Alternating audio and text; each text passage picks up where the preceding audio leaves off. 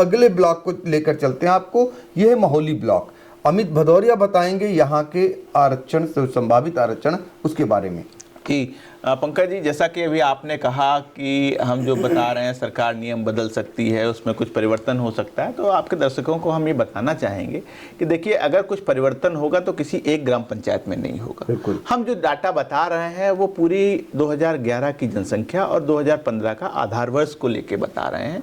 अगर सरकार ने बदला तो इन्हीं दोनों परिस्थितियों में कुछ बदलेगा, या तो वो जनसंख्या 2011 की में कोई परिवर्तन कर सकता है, या कोई आधार वर्ष जो 2015 है उसमें परिवर्तन, लेकिन गुंजाइश कम है। देखिए, गुंजाइश तो ना के बराबर है, और अगर सरकार कुछ परिवर्तन करती है तो हमने जो भी स्थिति और जो भी आरक्षण संभावित बताने की कोशिश की है, तो किसी एक ग्राम पंचायत पर प्रभाव नहीं पड़ेगा। तब तो पूरी की पूरी लिस्ट में सारे ग्राम पंचायत फिर से जिनको आरक्षण मिला हुआ था फिर कहीं ना कहीं जीरो से जाना होगा। इसी वजह से हम जो 2015 का आधार वर्ष है उसी के आधार पे जो रूल में दिया हुआ उसी आधार पे हम बता रहे हैं। अब हम महोली की बात करें तो पंकज जी, महोली बताने से पहले आपको बताना चाहूँगा कि सीतापुर जनपद में टोटल 11 ग्राम पंचायत समाप्त हुई हैं। बिल्कुल, जिसमें 2 ब्लॉक हैं, मूलतः महमूदाबाद और महोली।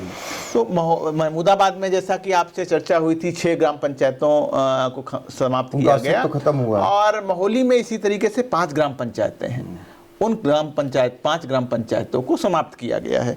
अगर हम उनकी बात करें तो जैसा है कि महोली देहात, अढ़ौरी, गुजिया, भिरिया, अढ़ौरा, ये 5 ग्राम पंचायतें हैं जिनका अस्तित्व इस बार नहीं रहेगा। तो इन 5 ग्राम पंचायतों के न रहने पे कहीं ना कहीं जो ग्राम पंचायत क्रम वाइज आ रहे होंगे, या जो ग्राम पंचायतों की संख्या होगी टोटल एससी की सुरक्षित या ओबीसी की सुरक्षित होने में, वो घट बढ़ सकती है। अच्छा। और अगर क्रम वाइज बात करें कि जो क्रम संख्या के आधार पे कौन से ग्राम पंचायत इस बार एससी के लिए संभावित हो रहे हैं, तो उसमें जो पहला ग्राम आ रहा है वो है ग्राम महेवा, ग्राम बढ़ैया, रोहिला, बीडनपुर, काटरगंज, ईसानगर, बगचन, भिरिया। अब फिर मैंने देखिए इसमें भिरिया एससी में आ रहा था, लेकिन भिरिया की ग्राम पंचायत इस बार समाप्त हो गई है, तो उसका अस्तित्व नहीं रह गया। तो कहीं ना कहीं इस लिस्ट पे भी प्रभाव पड़ेगा। जो लिस्ट है,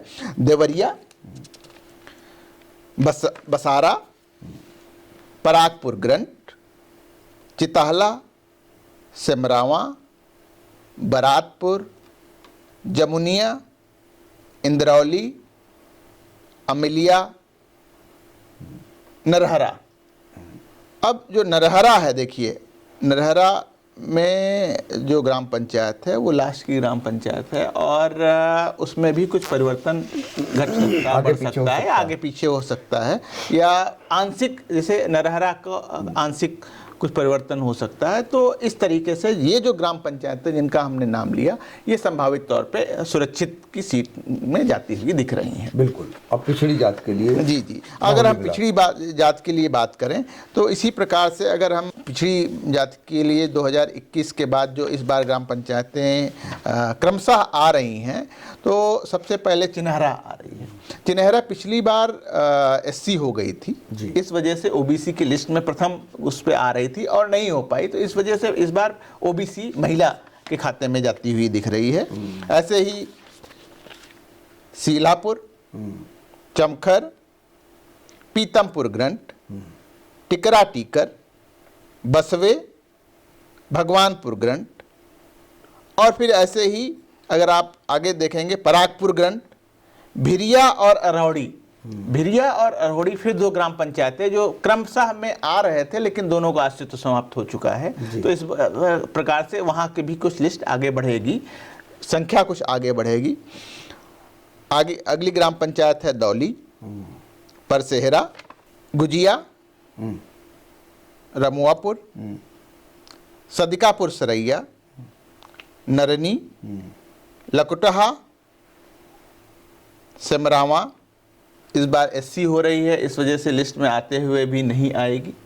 अच्छा जी, वो हमने अभी एससी की जब लिस्ट हमने पढ़ी थी तो उसमें सेमरावा जो है वो एससी की लिस्ट में संभावित था, इस वजह से ओबीसी के क्रमशः में आने के बावजूद भी वो ओबीसी नहीं हो सकता, क्योंकि पहले वो सुरक्षित जाति के लिए रह चुका है। तो सेमरावा के आगे जो ग्राम पंचायत आ रही है वो भटपुरवा, ब्रह्मावली बड़ा गांव है। हम माननीय विधायक जी भी शायद वहीं के हैं आपके, तो ओबीसी के खाते में जाता हुआ दिख रहा है। जो शशांक त्रिवेदी भारतीय जनता पार्टी के विधायक हैं, वो ब्रह्मावली के मूलतः रहने वाले हैं। मोहली ब्लॉक की बात हो रही, उनकी ग्राम पंचायत पिछड़ी जाति के लिए आरक्षित हो सकती है, संभावित आरक्षण है। रायपुर, भुरकुड़ी, पहला किस्सा, बरातपुर, कैमहरा, रघुवर दयालपुर।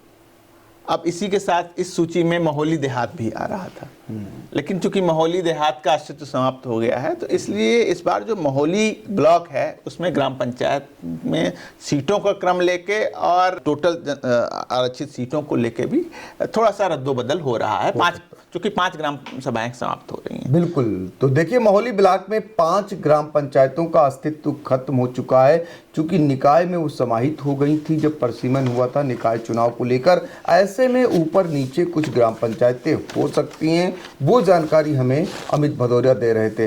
अब हम मोहली ब्लॉक के बारे में ही जान लेते हैं अपने चुनाव विश्लेषक लाल सिंह यादव से कि कुल वहाँ कितनी ग्राम पंचायतें थीं और जो आरक्षित में अगर जितनी जाएंगी पिछड़ी जाति के लिए, एससी के लिए, सामान्य वर्ग के कोटे में जो अनारक्षित होंगी उनकी संख्या कितनी रहेगी?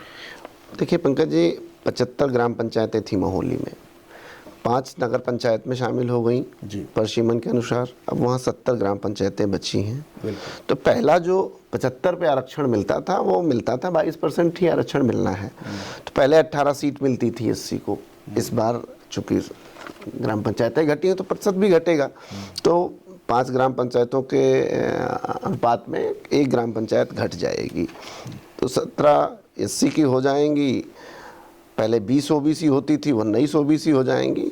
तो इस कुल मिलाकर के 43 ग्राम पंचायत सामान्य के लिए आरक्षित होंगी। जो वही अमित जी ने बताया कि आपने भी चर्चा किया कि सरकार बदल सकती, वो सब कर सकती। मैं चूँकि उस पर हम लोगों ने पिछली बार लड़ाई लड़ी। देखिए, ये बदलने, चूँकि मैं इसलिए कह रहा हूँ, संशय करना न करना वो अलग विषय, चूँकि संविधान से इतर कोई नहीं है। हम और हमारा देश, यहाँ की सारी व्यवस्था संविधान से चलती है। मैं बहुत मजबूती के साथ ये बात कह सकता हूँ कि जनगणना 2011 की अब दूसरी जनगणना करा करके पंचायत चुनाव कराने की स्थिति में सरकार नहीं है। उसी का आधार लिया जाएगा। उसी का आधार लिया जाएगा। 2015 का आधार वर्ष आप बदल दोगे तो हम लोग कोर्ट चले जाएंगे। क्यों हक मार लोगे आप किसी का? कैसे मार सकते हो? जब आपने 15 किया तो कम से कम एक क्रम हो जाए ना।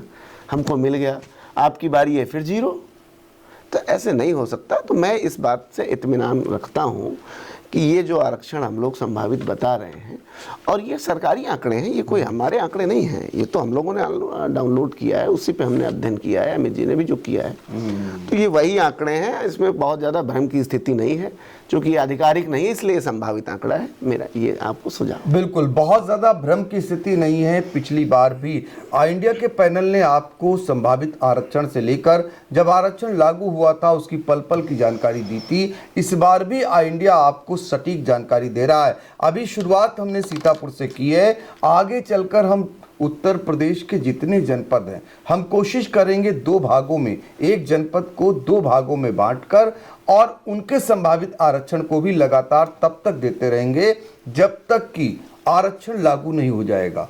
क्योंकि संभावित आरक्षण इसलिए बताया जा रहा है, आप किसी भटकाव में ना आए, किसी के कहने पर ना जाए, पता चल सके कि एससी के लिए कितनी सीटें आरक्षित होनी चाहिए, पता चल सके कि पिछड़ी जाति के लिए कितनी आरक्षित होनी चाहिए।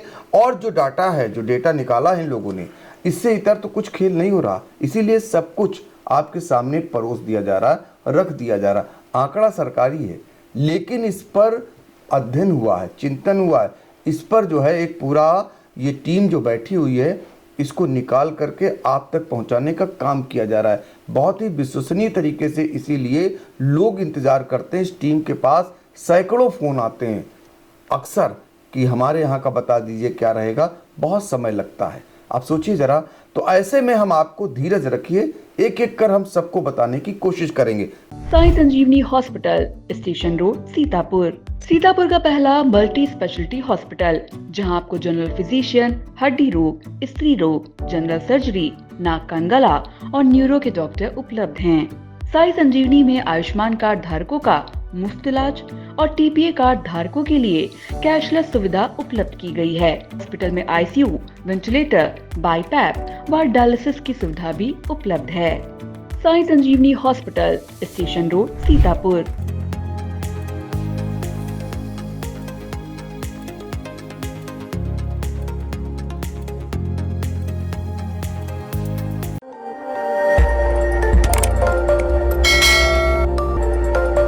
खबर आपकी, नजर हमारी।